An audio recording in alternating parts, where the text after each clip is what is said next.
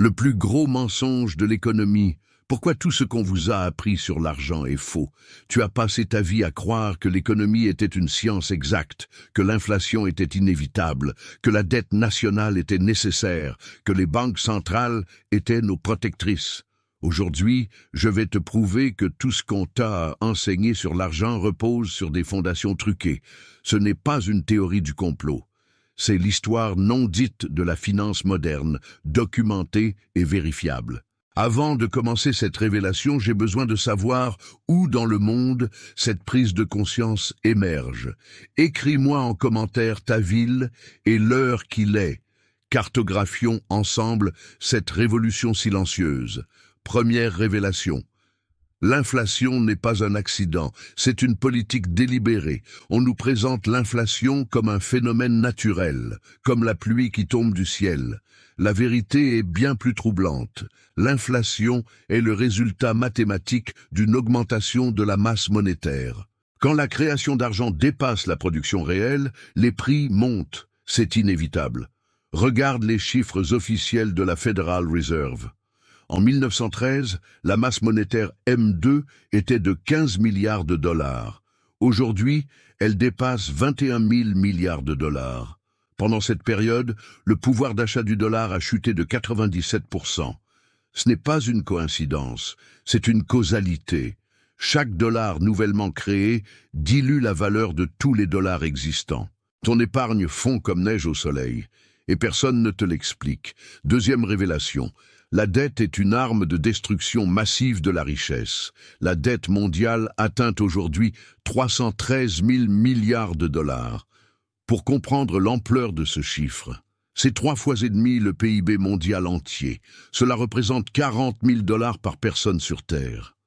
Les intérêts seuls représentent plus que le PIB de la France chaque année. Mais voici le secret le mieux gardé.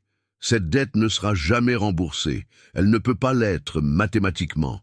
Le système est conçu pour que la dette croisse éternellement, garantissant un flux constant de richesses. Des contribuables vers les détenteurs d'obligations.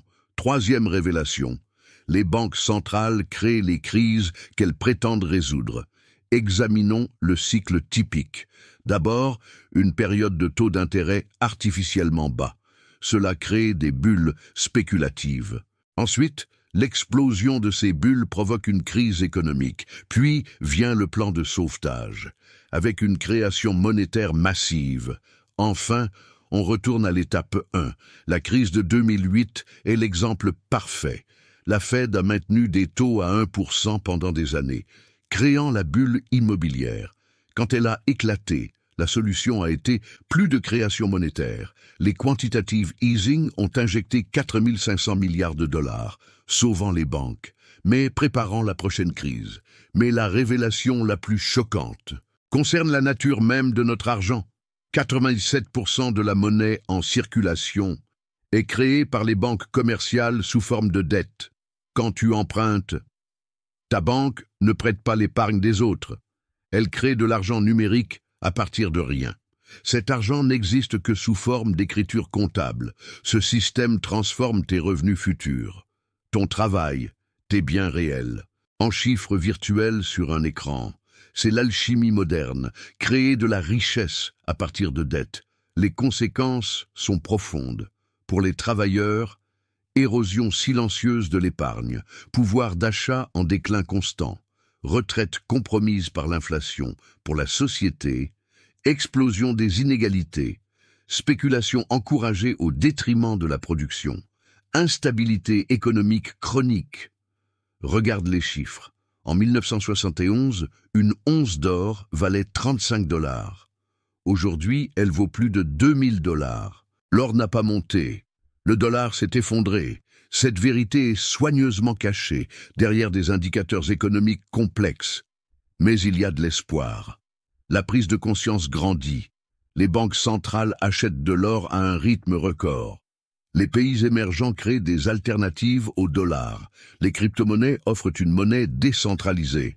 L'éducation financière se démocratise. Comment te protéger concrètement? Premièrement, comprends les mécanismes réels. Étudie l'histoire monétaire. Apprends à lire les bilans des banques centrales. Suis la masse monétaire plutôt que les discours politiques. Deuxièmement, diversifie hors du système. Or et argent physique, actifs numériques décentralisés, biens réels productifs. Troisièmement, deviens financièrement souverain. Développe plusieurs sources de revenus. Apprends à préserver ton pouvoir d'achat. Construis ton indépendance financière. La prochaine décennie sera cruciale. Le système actuel arrive à ses limites. Dette insoutenable. Confiance érodée. Alternatives émergentes. Nous assistons à la fin d'un cycle monétaire qui a duré 53 ans, depuis la fin de la convertibilité or en 1971. Ce que tu peux faire maintenant, éduque-toi sur l'histoire des systèmes monétaires. Prépare-toi à la transition qui vient. Partage cette connaissance autour de toi.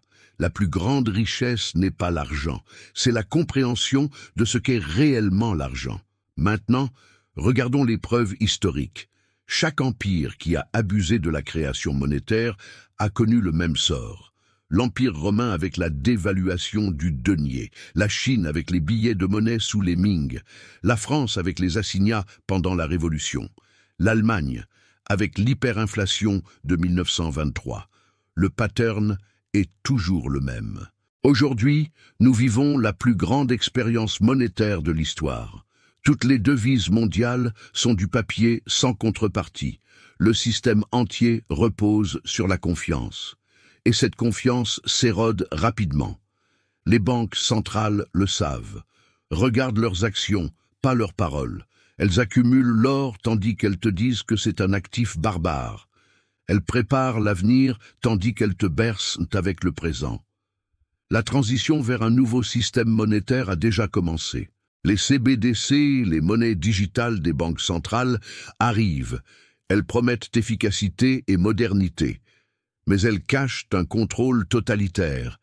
Imagine un argent programmable, qui expire si tu ne le dépenses pas assez vite, qui peut être gelé si tu critiques le gouvernement, qui limite ce que tu peux acheter. C'est la prochaine étape, mais tu as encore le choix. Tu peux refuser ce futur, tu peux construire ta souveraineté financière, tu peux apprendre les vraies règles du jeu. La fenêtre d'opportunité se referme rapidement. Dans 5 ans, il sera trop tard. Les systèmes de contrôle seront en place. Les alternatives seront criminalisées. Agis maintenant. Today, pas demain. Chaque jour compte. Commence petit. Ouvre un compte dans une banque alternative. Achète un peu d'or ou d'argent physique. Apprends les bases des crypto-monnaies. Éduque-toi chaque jour. Rejoins une communauté de personnes éveillées. Partage tes connaissances. Apprends des autres. Ensemble, nous sommes plus forts. Le système veut que tu restes isolé, que tu crois que tu ne peux rien changer.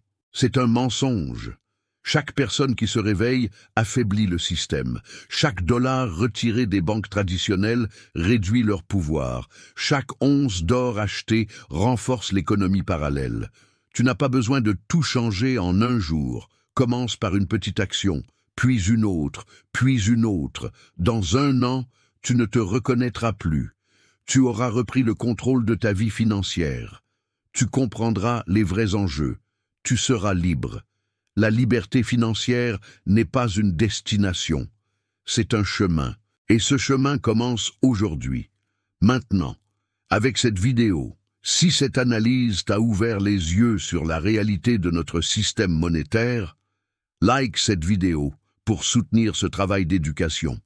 Partage-la massivement. Chaque personne informée renforce notre résilience collective. Abonne-toi pour maîtriser les véritables règles de l'économie.